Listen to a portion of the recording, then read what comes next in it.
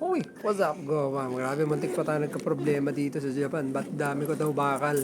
Eh, naman, nakalimutan ko tanggalin yung mga coins natin, di ba? Dami kasi nating pera eh. Hirap, oh. Puros coins.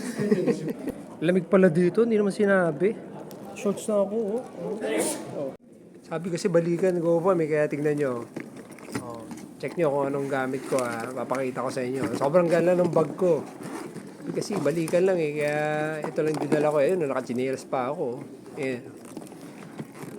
Tignan niya ako dito, parang pambahay lang ako eh. Ayan. 1, 2, 3. Tchanan! Ito lang yung dala ko dito, gawa. Diba? Yung brief ko, side A, side B na lang. Kayang-kaya na yun, diba? Ayan, okay, so alugi tayo sa mais. Go fam. Gutom ako. So, yan, nakabili na tayo mga nagpasabay. Royce. Medyo malaki-laki yung bill dito, go fam. Saan ba yung resibo natin? Ayan o. Resibo natin, go fam o. Ano mo nga, nakita ba? 17,800 yen. Diba? Buti na lang shout out dun sa may-ari ng credit card. Ginamit natin ko. Okay, so merienda lang muna tayo ngayon, Fanta. So after 3 hours, alis na tayo dito. So si Japan Farming, shout out sa'yo. Idol, dito na ako. Saan ka na? Sarap pala yung mga pagkain dito. Oh. Kaya hindi ko alam kung magkano to. Pero sarap. Ito.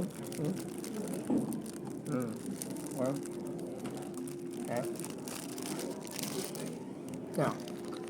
Ito go fam mo, manamis-namis siya. Para siyang chiffon cake na manamis-namis.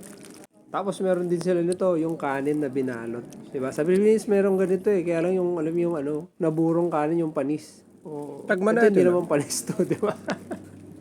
Nandito tayo ngayon. Kulit dito, may charging station po. 'Di ba? Laki ng difference nung airport sa sa Pilipinas. Hindi lang sa Pangnao, pero tremendo, napaka instead na tulungan ka.